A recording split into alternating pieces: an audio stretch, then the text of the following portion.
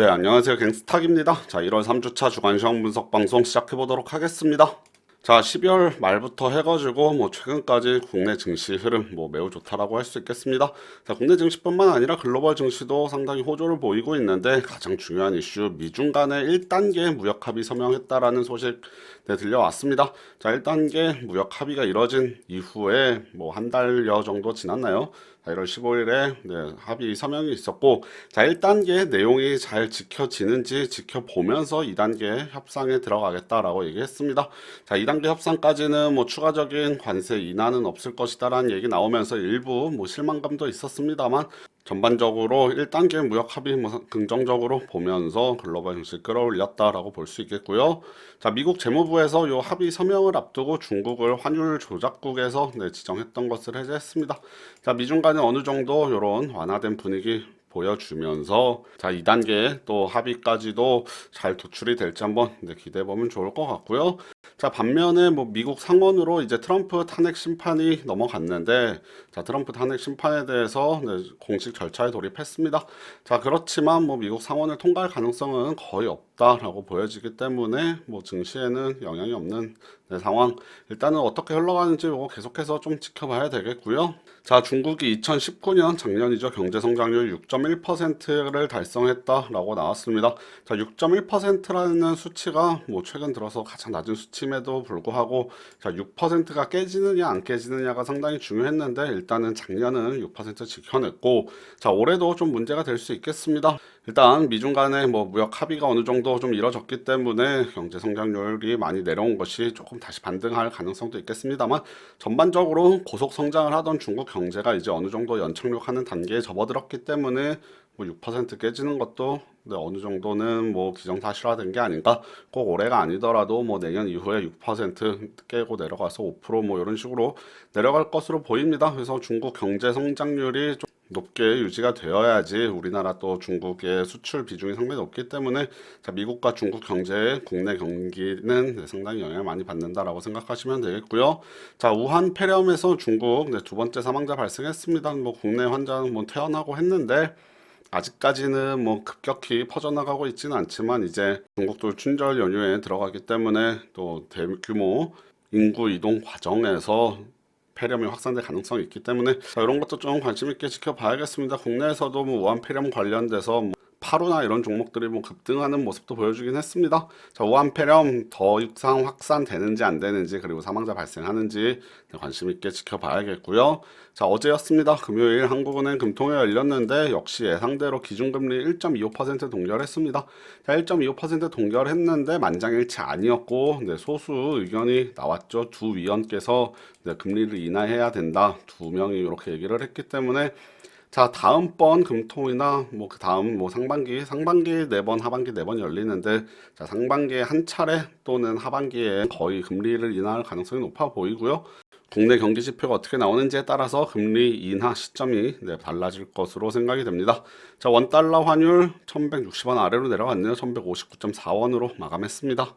자, 국내 주식시장 계속해서 상승세 이어져 나가고 있는데 자, 코스피 지수 이번에 2% 올랐습니다. 이번 주에만 2% 44포인트 오르면서 지금 2250선까지 올라가 있는 상황이고 자, 코스닥 지수도 2.3% 가까이 오르면서 700선을 이제 점점 다가오는 모습. 자, 증시 상당히 긍정적이라고 할 수 있겠고요. 주요 저항선 코스피 같은 경우는 주요 저항선을 살짝 뚫고 올라가는 것으로 보이기 때문에 추가적인 상승 가능해 보이는데 그건 잠시 후에 차트 한번 보면서 다시 한번 말씀드려 보도록 하겠습니다. 자, 국내 증시 끌어올리는 가장 큰 원인 역시 삼성전자, 그 다음에 반도체 관련된 SK하이닉스 등이라고 할 수 있겠죠. 삼성전자랑 SK하이닉스가 국내 시총을 차지하는 비중이 상당히 높기 때문에 자, 삼성전자가 이제 한 2년여간의 횡보를 끝내고 지금 신고가를 기록하고 있습니다. 사상 최고치 경신하면서 지수 2250선까지 올려놓는 모습인데 자, 삼성전자가 신고가인데 종합주가 지수는 신고가가 아니죠. 한 2600선까지 갔었나요? 그 신고가까지는 아직 좀 많이 남았기 때문에 다른 대형주들 비롯한 중소형주 전부 포함해서 네, 그동안 죽 썼다 삼성전자가 신고가임에도 불구하고 다른 종목들은 오히려 좀 떨어졌다라고 보시는 게 맞겠고요. 자, 중국 관련돼서 뭐 앞서서 말씀드리진 않았는데 또 시진핑 주석이 방한을 할 일정이 뭐 한 3월이나 4월경에 있을 것으로 지금 보이고 중국에서 한한령이 이제 풀린다 이런 소식 들리면서 중국 관련 테마주들 특히 화장품 관련된 테마주들 급등세 보여주고 있습니다. 자, 그러면 주식시장 차트 한번 보면서 조금 더 짚어보도록 하겠습니다. 자, 코스피 주봉 차트 한번 보도록 하겠습니다. 자, 지금 제가 계속해서 중요한 지점이라고 말씀드렸던 지점이 2250선 정도 되겠는데, 자, 2017년이죠. 17년 1년 동안 밑에서 2000부터 한 2600선까지 요렇게 지수가 빠르게 올라갔습니다. 빠르게 올라갔다가 이제 조정이 시작됐는데, 자, 2250선은 여기 요 자리, 그 다음에 여기 저항으로 작용했던 자리인데, 요번에 그 지점을 살짝 돌파를 했다가 뭐 조정이 일부 나왔습니다만, 여기를 살짝 올려놓는 모습을 보여줬기 때문에 자, 월요일 날 내일 모레죠. 월요일 날 요 지점 위에서 출발한다면 요렇게 추가적인 상승 이제 가능해 보입니다. 자, 저항을 돌파할 수 있겠다라는 지금 가능성 보여주고 있고요. 자, 대형주 위주의 코스피 200 차트입니다. 코스피 200 차트로 봤을 때는 그거보다 한 단계 높은 저항선.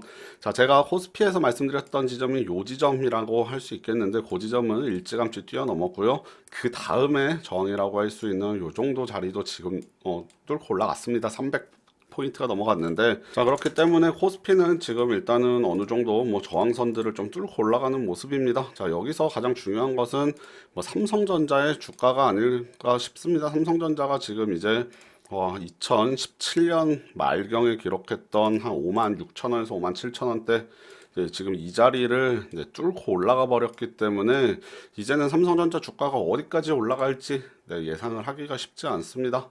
자, 신고가를 기록했다라는 것은 위에 저항이나 매물대가 없기 때문에 뭐 계속 올라갈 수도 아니면 바로 거꾸라질 수도 있겠습니다만 지금 분위기로 봐서는 바로 하락할 것으로 보이지는 않고 뭐 6만 원 이제 돌파했기 때문에 거의 7만 원 가까이까지도 뭐 올라갈 가능성이 있지 않나 생각되는데 자, 지금 코스피 지수 아니면 코스피 200 지수 뭐 차트를 보고 자, 어디까지 올라가는 것을 맞추기가 좀 어려운 것이 일단 삼성전자 가 시총의 거의 뭐 4분의 1 정도 우선주까지 해서 차지한다면 요 삼성전자의 주가 흐름에 따라서 국내 증시의 향방은 결정이 될 것이다 라고 지금 생각이 들고 있는 상황이고 앞서 말씀드렸다시피 2017년 말경 2017년 말경 요 정도인데 뭐 2,500에서 2,600 갔던 삼성전자가 지금 고지점을 뛰어넘은 것이죠. 그러니까 지금 지수로 본다면 2,500선도 뛰어넘었어야 되는데 삼성전자가 신고가 이렇게 올라갔음에도 불구하고 주가는 아직 요 밑에 2,200대 자리하고 있기 때문에 삼성전자나 SK하이닉스 정도를 제외하고는 뭐 전체적으로 대형주들은 뭐 한 2년 동안 오히려 더 떨어진 것이 아닌가 이런 생각이 듭니다. 자, 너무 좀 시총 비중이 높아서 지수가 좀 왜곡되는 현상이 있긴 한데 그래도 우리가 뭐 지금 삼성전자를 잡는다는 것은 개인 투자자들이 뭐 쉬운 일은 아닐 것 같고요. 어떤 종목들이 올라가는지에 대해서 좀 관심 있게 봐야 될 것 같습니다. 자, 코스닥 차트도 한번 보도록 하겠습니다. 코스닥 차트 뭐 고점을 이렇게 내리면서 내려오고 있다. 자, 지금 그 정도 자리 왔는데 이번 주에 또 코스닥 지수 뭐 지난주에 이어서 상당히 좋았던 것이 최근 들어서 주봉으로 한 6주 연속 양봉 보여주고 있는데 이번에 JP모건 헬스케어 컨퍼런스 있었죠. 여기서 뭐 일부 기술 수출 소식도 들려오면서 제약바이오 섹터가 이번 주에 좀 강한 모습 보여줬기 때문에 코스닥 지수도 강했다라고 볼 수 있겠고요. 자, 코스피에 비해서는 아직까지 주요 저항선들을 뭐 뚫었다라는 것은 없기 때문에 역시 중소형주보다는 최근에 대형주 흐름이 훨씬 양호하다. 거기에 특히 삼성전자에 많이 수급이 쏠려 있다라고 보시면 되겠습니다.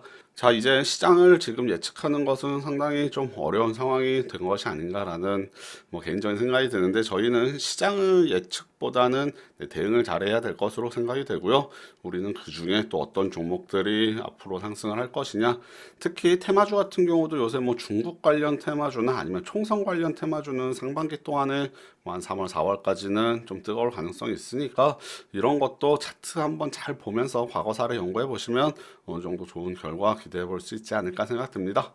네, 그러면 오늘 방송 여기까지 진행하고요. 다음 주도 또 좋은 상승장 소식과 함께 찾아올 수 있으면 좋겠네요. 네, 감사합니다.